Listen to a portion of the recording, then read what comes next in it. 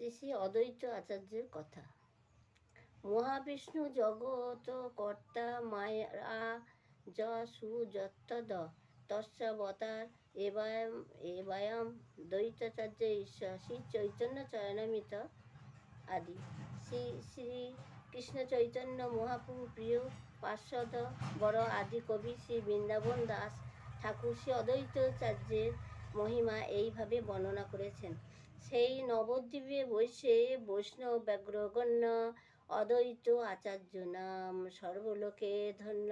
জ্ঞান ভক্তি বৈরাগের গুরু মুখ্যতর, কৃষ্ণ ভক্তি বাখানিতে যে হেন শঙ্কর। ত্রিভুবনে আছে যত শাস্ত্রের প্রচার, সর্বত্র বাখানে কৃষ্ণপদ ভক্তি সার। তুলসী মঞ্জরি সহিত গঙ্গা জলে, নিরবধি সেবে কৃষ্ণে মহা কৌতূহলে। হংকার কর হে কৃষ্ণ আবেশের তেজে, যে ধ্বনি ব্রহ্মাণ্ড ভেদি বৈকুণ্ঠেতে বাজে। যে প্রেমে হংকার শুনেঙ্গা কৃষ্ণনাথ, ভক্তিরসে আপনে যে হইল সাক্ষাৎ।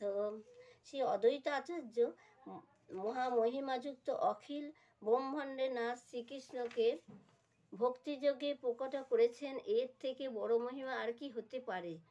শ্রী অদ্বৈত আচার্য সর্বগুরু ঈশ্বর থেকে অভিন্ন, স্বয়ং কৃষ্ণ ভজন শিক্ষার আচার্য।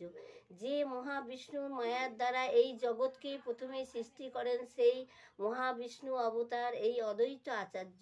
শ্রী অদ্বৈত আচার্য প্রভু পিতা শ্রী কুবের মিশ্র, মাতা শ্রীমতী নাভা দেবী। এরা পূর্বে শ্রীহট্টে বাস করতেন। শ্রী কুবের পণ্ডিত বহুকাল অপুত্রক ছিলেন। প্রায় বৃদ্ধ বয়সে তিনি এই পুত্র রত্ন লাভ করেন। শ্রীহট্ট জেলার মধ্যে নবগ্রাম নামস্থানে শ্রী অদ্বৈত আচার্যের জন্ম হয়।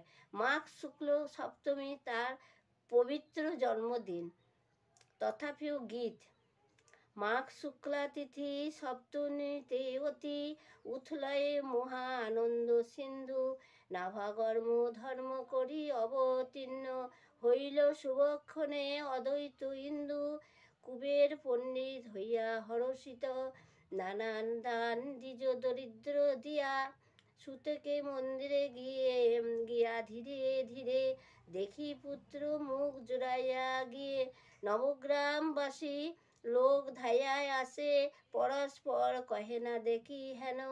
কিবা পুণ্য ফলে মিশ্র বৃদ্ধকালে, পাইলেন পুত্র রতন যেন। পুষ্প বরিশন করে সুরগণ, অলিখিত রীতি উপমানহর। জয় জয় ধ্বনি ভরল অবনী, ভনের ঘনশ্যাম মঙ্গল বহুম।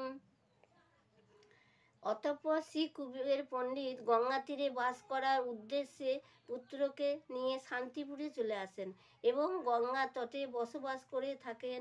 পুত্রের নামকরণ হইল মঙ্গল, আর এক নাম রাখল কমলাক্ষ। কুবের পণ্ডিত অতি যত্নের সঙ্গে পুত্রকে লালন পালন করতে লাগলেন। অল্প বয়সে যজ্ঞাবৃত দিলেন, কিছুদিন উপাধ্যায়ের নিকট পড়ালেন। পরে কুবের পণ্ডিত স্বয়ং পুত্রকে নানা শাস্ত্র অধ্যয়ন করান। কিছুদিন পরে কুবের পণ্ডিত পত্নীর সঙ্গে পরলোক গমন করেন। পিতা মাতা অদর্শনে শ্রী অদ্বৈত আচার্য বড়ই দুঃখিত হন। তিনি পিতা মাতার কার্যের জন্য গয়া তীর্থে গমন করেন এবং কিছুদিন অন্যান্য তীর্থ পর্যটন করেন। শ্রী অদ্বৈত আচার্য প্রভু তীর্থ ভ্রমণ করে স্বদেশে ফিরে এলেন। বন্ধু বান্ধবগণের একান্ত ইচ্ছা হলো যে তিনি বিবাহ করেন। তাদের ইচ্ছা অনুসারে তিনি বিবাহ করতে রাজি হলেন। শ্রী নৃসিংহ ভাদুরী নামে এক পরম ধর্মনিষ্ঠ ধর্মবান ব্রাহ্মণ ছিলেন। তার স্ত্রী ও সীতা নামে দুই পরমা সুন্দরী কন্যা ছিলেন। শ্রী অদ্বৈত আচার্য সেই দুই কন্যারই পানি গ্রহণ করলেন। ভাদুরী মহাশয় কন্যা জামাতাকে বহু যৌতুকাদি দান করলেন। সীতা ঠাকুরানী সাক্ষাৎ যোগমায়ার অবতার এবং শ্রীদেবীর যোগমায়ার প্রকাশ স্বরূপিণী। শ্রী অদ্বৈত আচার্য সাক্ষাৎ মহাবিষ্ণু অবতার, তার মধ্যে লোকস্থ সদাশিবের প্রকাশ হয়েছে। শ্রী অদ্বৈত আচার্য প্রভু ভক্ত সঙ্গে কৃষ্ণ কথা রসে দিন যাপন করবার জন্য শ্রী মায়াপুরে একটি বসতবাসী নির্মাণ করলেন। শ্রী আচার্য প্রতিদিন ভক্ত সবাই গীতা ভাগবত অধ্যয়ন করতেন। কলি জীবের দুর্গতি দেখে তাদের নিস্তারের জন্য তিনি গঙ্গা জল তুলসী দিয়ে শ্রীকৃষ্ণ আরাধনা করতেন। ভক্তের আহ্বান ভগবান শোনেন। শ্রী অদ্বৈত আচার্যের আহ্বান ভগবান শুনলেন। তিনি শীঘ্রই কলিজীবের উদ্ধারের জন্য নদিয়াপুরী শ্রী মিশ্র গৃহে অবতীর্ণ হলেন। শান্তিপুর থেকে শ্রী অদ্বৈত আচার্য ভক্তি বলে তার সমস্ত বুঝতে পারলেন। তিনি প্রথমে সীতা ঠাকুরানীকে মায়াপুরে মিশ্র গ্রহে প্রেরণ করলেন। তার এরপরে স্বয়ং এলেন। দেখিয়া বালক ঠাম সাক্ষাৎ গোকুল কান, বন্যমাত্রা দেখি বিপরীত। সাক্ষাৎ সেই গোকুলে হরি, কেবল বর্ণটি বিপরীত, গৌরবর্ণ। আচার্য আনন্দে সীমা রইল না, বুঝতে পারলেন তার মনস্কামনা পূর্ণ হয়েছে। অতঃপর শ্রী গৌর সুন্দর ক্রমে আত্মপ্রকাশ করেন।